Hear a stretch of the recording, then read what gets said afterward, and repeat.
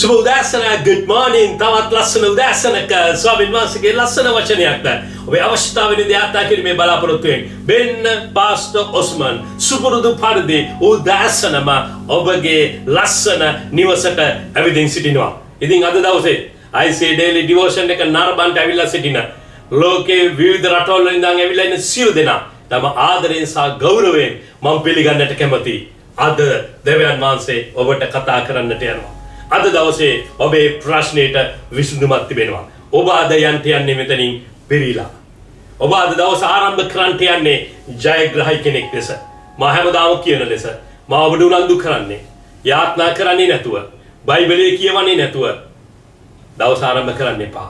දෙමව්පියනි, පවුලේ සියලු දෙනාට ආශිර්වාද කළා යාත්නා කරලා මිස ඔබ ගෙදරින් පිටව යන්න එපා. දෙවියන් වහන්සේ ඔබට දුන්න වගකීම ඔබ ඉෂ්ට කරන්න.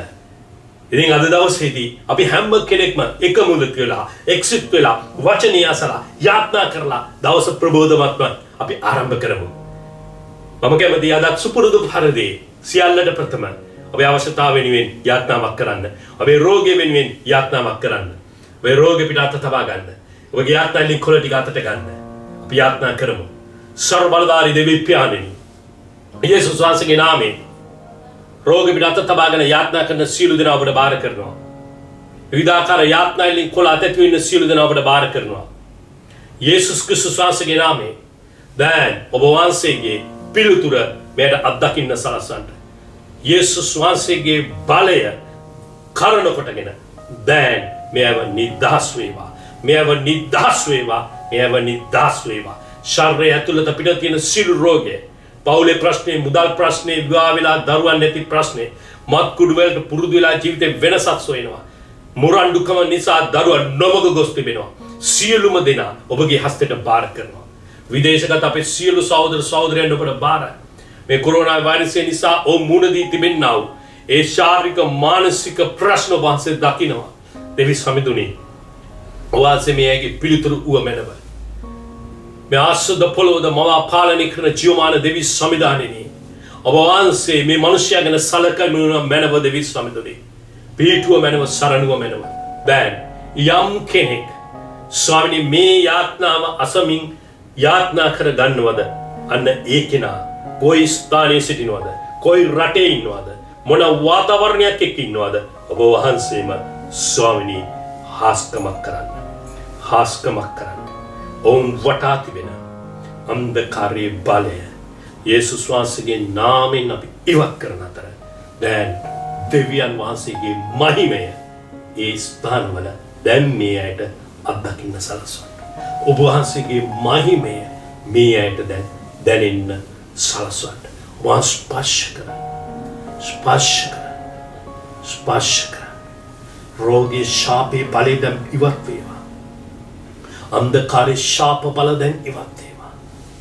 කනස්සල්ලේ සිත බලාපොරොත්තු නැතිකම ජීවිතේ නැති කරගන්න සිතාගෙන සිටින සිතවිලි ඉවත් වේවා. යේසුස් වහන්සේගේ නාමයෙන්, යේසුස් වහන්සේගේ නාමයෙන් ඔබගේ වචනේ තුලින් දැන් කතා කරමනවා. ඔබගේ වචනේ සත්‍යතාවයද ඔබගේ දරුවන්ට ඒන්තු ගන්න දැන් සලස්වන්න. ඒනු අපේ ජීවිතය වෙනස් කරගන්න අපිට උපකාර කරයි. යේසුස් වහන්සේගේ බලවත් නාමයෙන්. ආමේන්, ආමේන්. හොඳයි. යේසුස් වහන්සේ තුල ඔබට පිළිතුරක් තිබෙනවා. යේසුස් වහන්සේට යාත්නා කරපු කෙනෙක් කවදාවත් හිස්ව යන්නේ නැහැ. ඒ නිසා ප්‍රීතියෙන් දවස ආරම්භ කරන්න. ඔබ යන අතරතුර දෙවියන් වහන්සේ ඔබේ ප්‍රශ්නෙට පිළිතුරක් දෙන්න යාවි. ඔබ යන අතරතුර ඔබේ රෝගය සුව වෙලා තියෙනවා දකින්න යාවි. දැන් විමසලා බලන්න, දැන් චෙක් කරලා බලන්න. ඔබ සුවයි. ඔබේ ප්‍රශ්නෙට විසඳුමක් තියෙනවා. ජයග්‍රහී මිනිසෙක් දැන් දවස ආරම්භ කරන්න. ආමේන්. හොඳයි, අද දවසේ මම ඔබ සමග බෙදා ගන්න තියන්නේ මේ ගීතාවලි 133 වෙනි පරිච්ඡේදය. ඒක මම නැවත වාරයක් ඔබ සමග බෙදා ගන්න යම් හේතුවක් තිබෙනවා. මොකද ගීතාවලි 133 කියන්නේ? බලව සහෝදරයන් එක්ව වාසය කිරීම කොපමණ යහපත්ද, කොපමණ ප්‍රසන්නද? අපි බැලුවා මේ වචනේ. ඒක හරියට හිස පිට වක්කලා වූ රවුල දිගේ, එනම් ආරොන්ගේ රවුල දිගේ ඔහුගේ වස්ත්‍රවල වාටිය දක්වා බැස්සා වූ අනර්ඝ තෛලය හා සමානය. සියොන් කඳු පිටිට බසින්නා වූ හේවොන් පිනිහා සමානේ වක්සල් ස්වාමීන් වහන්සේ එහිදී ආශිර්වාදයේ එනම් සදාකාල ජීවනයේ නියම කළ සේක. මේ ස්ථානයේ කතා කරන්න මුල් පදේ සහෝදරයන් එක්ව වාසය කිරීම කොපමණ අලංකාරද. පල්ලෙහා පද දෙකෙන් අපි පෞගේ දවසක් කතා කරා. සහෝදරයන් එක්ව වාසය කිරීම කොපමණ අලංකාරද. දැන් සමහරවිට ඔබගේ මනසේ ප්‍රශ්නයක් ඇති. පාස්ටර්, මම සහෝදරයන් ගොඩක් ආශ්‍රය කරා. නමුත් ඔය කියන අලංකාරය ඒ තුල නෑනේ. මම ප්‍රශ්නයකට මැද වුණානේ. මම කරදරයකට මැද වුණානේ. එහෙනම් මම කොයි වගේ අයද මගේ සහෝදර සමාගමට මම එකතු කරගන්න ඕනේ? Facebook වලින් එන යාළු මිත්‍රාදීන් එකතු කරගන්න එක හොඳද නරකද? අන්තර්ජාලේ හරහා හම්බ වෙන අය එකතු කරගන්න එක යහපත්ද අයහපත්ද? මේ වගේ ප්‍රශ්න සමහර වෙලාවට ඔබගේ මනසෙත් තිබෙනවා වෙන්න පුළුවන්. මාද ඔබට කියන්නට කැමතියි. Facebook වල අන්තර්ජාලේ ඉන්නා වූ අය නරක වැරදි කරන හොඳ නැති අය කියලා මා හංගඩු ගහන්න යන්නේ නැහැ. නමුත් අපි සාබායිකම් පවත්වන්නට අපි තෝරා ගන්නට අවශ්‍ය අපට විශ්වාස කරන්නට පුළුවන් අය. ඒ වගේම අන්තර්ජාලයේ හරහා එන අය ඔබ සමහරවිට කවුරුත් ඔබ දැකලා නැතුව ඇති. කවදාවත් ඔබට හමු වෙලා නැතුව ඇති. සමහරවිට ඒ නම ඇත්තද නමද දන්නේ නැහැ. සමහරට ඒ තියෙන පින්තූරේ ඇත්ත පින්තූරේ ඒ කෙනාගේම පින්තූරද කියලා දන්නේ නැහැ. ඒ වයස ඇත්තමද වයසද කියලා දන්නේ නැහැ. ඇත්තටමද ඔබ සමග මේ මිත්‍රකමක් ඇති කරගන්න උත්සාහ කරන කිසි දෙයක් දන්නේ නැහැ. අපි දන්නවා සමහර අය මේ අන්තර්ජාලයේ හරහා එන්නා වූ සමහර මිතුරන්ව මිතුරියන්ව තමයිගේ ජීවිතයට එකතු කරගෙන අද කී දෙනෙක් ප්‍රශ්න වලට වැද වෙලා තිබෙනවද? කී දෙනෙක් මුදල් නාස්ති කරගෙන තිබෙනවද? කී දෙනෙක් චරිතය නැති කරගෙන තිබෙනවද?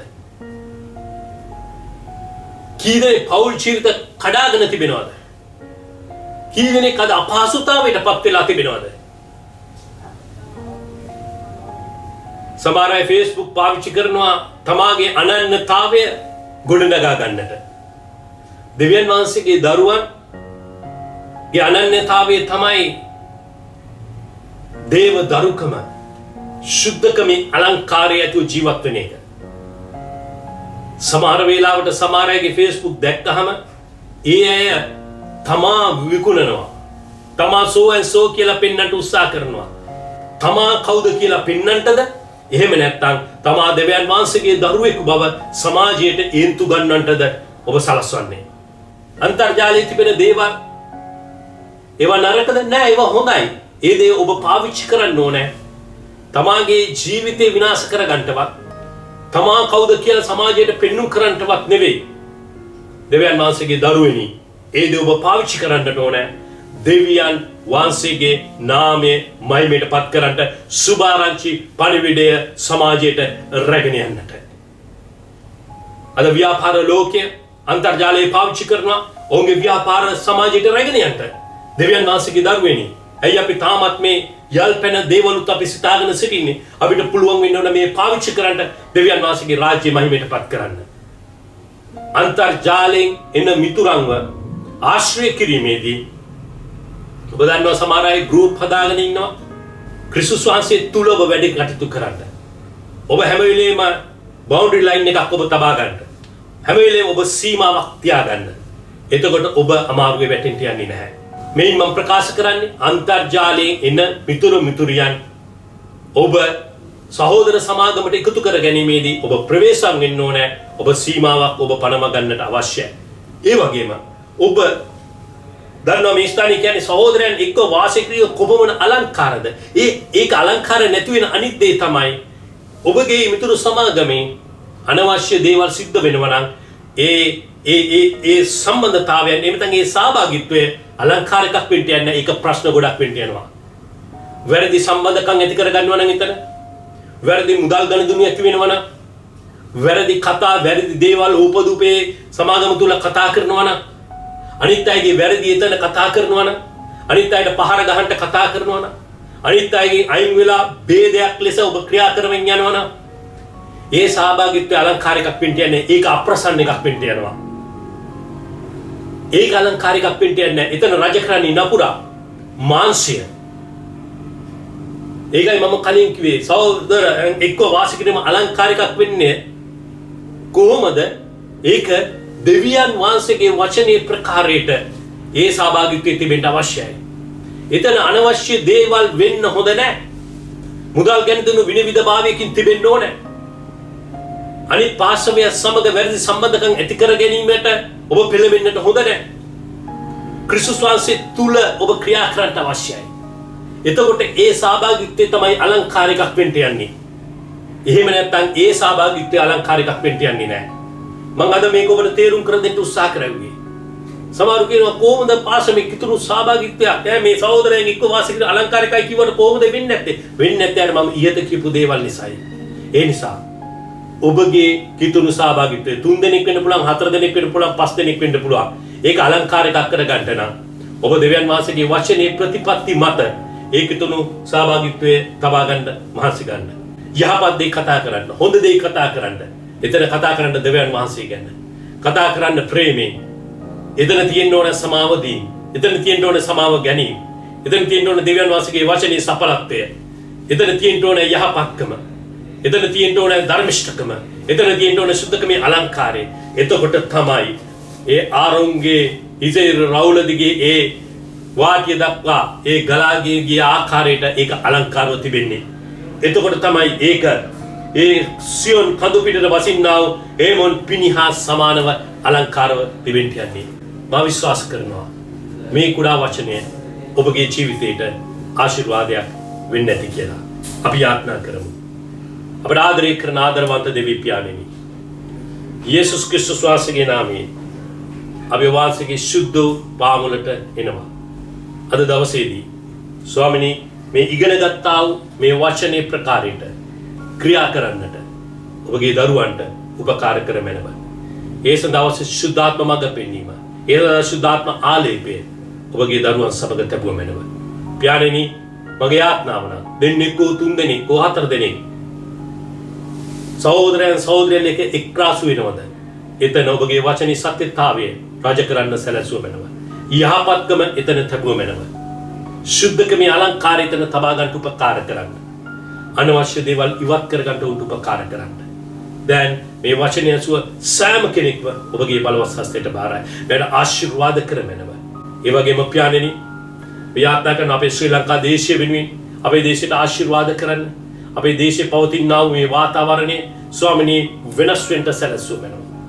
ඒ සඳහා මූලිකව ක්‍රියා කරන අපේ රටේ ජනාධිපතිතුමා, අගමැතිතුමා, කැබිනට් අම්බලේ මැති ඇමතිවරු මේ සියලු දෙනාට ප්‍රඥාවත් ඔබගේ මඟ පෙන්වීමක් ගෙන දෙන්න හරි තීරණ හදලා ක්‍රියා කරන්න. සුද්ධාත්මයන්ෙනි, ඔබ වහන්සේම මේ අයටද අපේ දේශයටද ආශිර්වාද කරමැනව. යේසුස් වහන්සේගේ බලවත් නාමයෙන් ඉල්ලන අතර දැන් මේ වචන ඇසූ සෑම කෙනෙක්ගේ දෙමව්පියන්, සහෝදර සහෝදරයන්, ස්වාම පුරුෂයන්, භාර්යාවන්, දරු දැරියන් සියලු දෙනා ඔබට බාරයි. එයට ආශිර්වාද කරන්න. අද දවස ආශිර්වාදවත් දවසක්, ප්‍රීතිමත් දවසක්, ජයග්‍රාහී දවසක් කර දුන්නු වෙනවා. යේසුස් වහන්සේගේ නාමයෙන්. ආමේන්. ආමේන්. හොඳයි එහෙනම් අද දවසේත් ඔබට මතක් කරන්න ඕනේ you are not alone live with Pastor Osman YouTube channel එකට ඔබ තාම සම්බන්ධ වෙලා නැත්තම් මම අදම ඔබට ආරාධනා කරනවා. සඳුදා, බදාදා, සිකුරාදා හොංකොං වේලාවෙන් හවස 3:00ට සජීව යාත්නා කරන්න වචන ඉගෙන ගන්නට අපිත් එක්ක එකතු වෙන්න. ඒක ඊටම අලංකාර කාලයක්. ඒ වගේම හැම ඉරිදා උදෑසන 9ට හොංකොං වේලාවෙන් සජීවීව අපි ස්වාමීන් වහන්සේගේ පාමුල අපි හමු වෙනවා. එහෙනම් අදත් මේ ඉගෙන ගත්ත වචනේ ඔබට පුළුවන් තවත් අය සමග බෙදා ගන්න. ඒක තවත් බොහෝ අයගේ ජීවිතවලට ආශිර්වාදයක් වෙන්නට යාවි. එහෙනම් දන්නවනේ ICA Daily Devotion එක අනයි ලස්සනට ගැලපෙන්න පිළිවෙලට අඳින්න පළඳින්න. ඔබගේ පවුලට ආදරය කරන්න, පවුල ආරක්ෂා කරගන්න. ඔබේ රටට ආදරය කරන්න. ඔබගේ ඇතුළත මිනිස්සයා ලස්සනට තියාගන්න. එතකොට ඔබ ලස්සන කෙනෙක් වෙන්න යනවා. එවිට ඔබේ පවුල ලස්සන වෙන්න යනවා. එවිට ඔබේ රට ලස්සන වෙන්න යනවා. ආමේන්. ඒ වගේම ඔබ හැමෝටම ආදරය කරන්න. අනිත් අයට ආදරයේ හිතෙන් ලෙස ජීවත් වෙන්න. ආදරණීය මිනිස්සෙක් ලෙස ජීවත් වෙන්න. ඇයි දන්නවද? ඔබ දෙවියන් වහන්සේගේ දරුවෙක් නිසා. එද නැගිට උදාසන ස්වාමීන් වහන්සේගේ ලස්සන වචනයද සියලු අවශ්‍යතාවයන් යාත්නා කිරීමද බලාපොරොත්තු වෙමින් අපි හැමෝම හමු වෙමු. ඔබ සැමට සුබ දවසක් සුබ අනාගතයක්. අමතක කරන්න එපා. අද ඉගෙන ගත්ත දේ ක්‍රියාවට යොදවන්න. ICI Daily Devotion YouTube channel එක ඔබගේ පවුලේ channel එක කරගන්න.